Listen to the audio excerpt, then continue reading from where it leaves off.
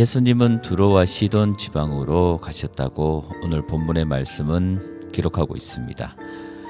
그곳은 이방인의 땅이었고 죄가 만연한 곳이었다고 신학자들은 말합니다.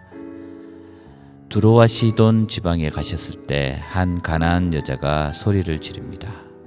예수님을 향하여 주 다윗의 자손이여 나를 불쌍히 여기소서, 내 딸이 흉악하게 귀신 들렸나이다 라고 예수님을 부릅니다. 그러나 예수님은 아무 말씀을 하지 않으셨습니다.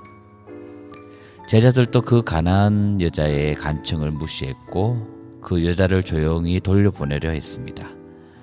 제자들에게는 이런 마음이 있었던 것 같습니다.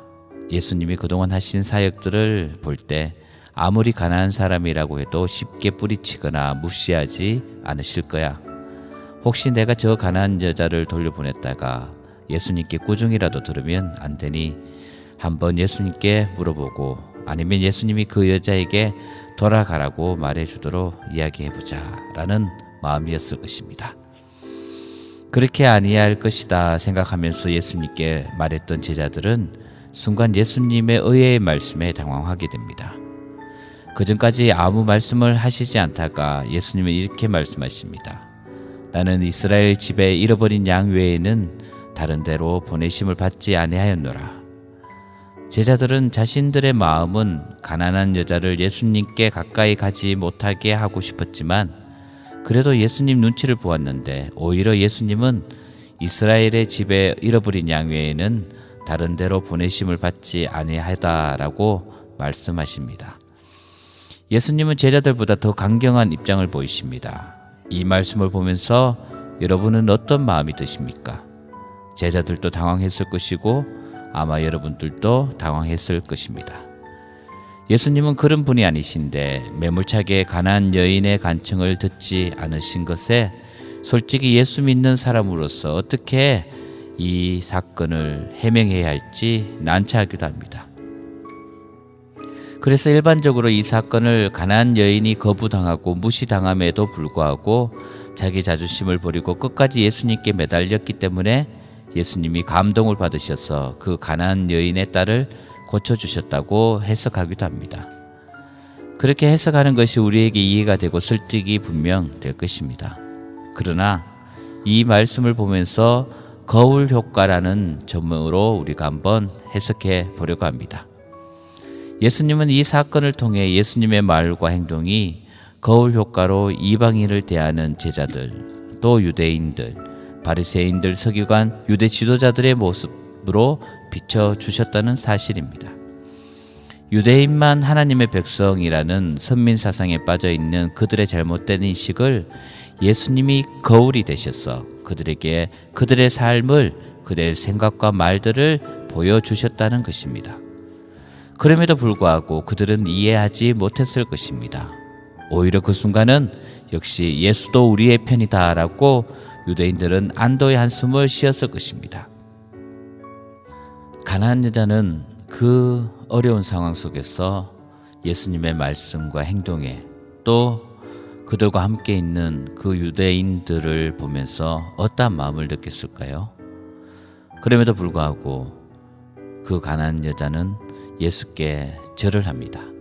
그리고 주여 저를 도우소서라고 하면서 예수님께 경배하는 모습으로 나아갑니다.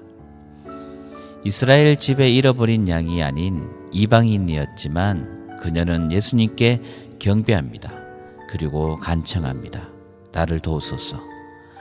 유대인들은 이스라엘 집이 자신들만의 집이라 믿고 있었지만 지금 일어나고 있는 현상은 이스라엘 집은 하나님의 나라이고 그 나라에 잃어버린 양은 가난한 이방 여자라는 것을 예수님은 거울을 통해 똑똑히 보여주고 있다는 사실입니다. 또다시 예수님은 거울이 되셔서 유대인의 시선으로 가난한 여자를 향해 말씀하고 있습니다. 자녀의 떡을 취하여 개들에게 던짐이 마땅하지 아니하니라. 여기서 자녀는 하나님의 집의 양, 즉 유대인을 말합니다. 유대인의 시각입니다. 개는 이방인을 말합니다. 이것은 예수님의 모습이 아닌 예수님이 거울이 되셔서 유대인들에게 보여주시는 유대인들의 민낯이라고 말할 수 있습니다. 놀라운 것은 가나안 여인은 자신의 딸을 살리기 위해, 곧 자신이 살기 위해 유대인들의 시선, 방해, 편견에도 불구하고 예수님께 매달립니다. 이것이 바로 복음의 능력입니다. 이것이 바로 믿음의 능력입니다. 예수님께 나가려고 하는 이 가나안 여인에게는 하나님의 백성이다라고 말하는 그 유대인들이 오히려 더 큰 장벽이었다는 사실입니다. 그 여인은 그럼에도 불구하고 주님께 나아갑니다.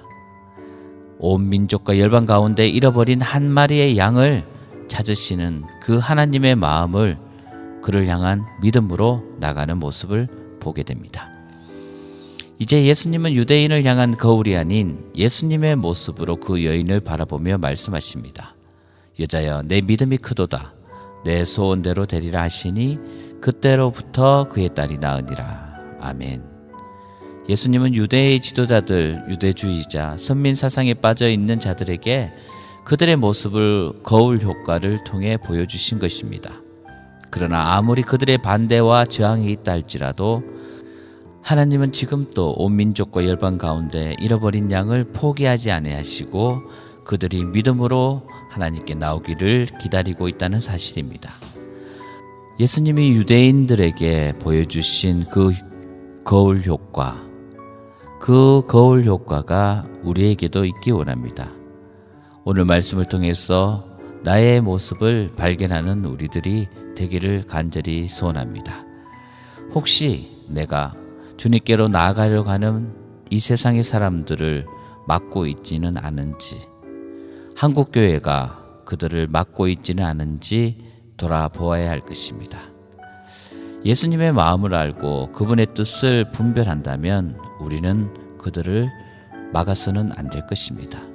이 세상의 어떠한 사람이라도 주님께로 나아가고자 하는 그들을 절대 막아서는 안 될 것입니다. 예수님의 지혜는 하늘보다 높고 그분의 사랑은 바다보다 깊다는 사실을 우리는 알고 있습니다. 그 좋으신 분이 오늘 이 말씀을 통해서 우리 자신을 되돌아보고 또 말씀을 통해서 나의 잘못된 행동, 말들, 생각들이 변화되는 우리들이 되기를 간절히 소원합니다.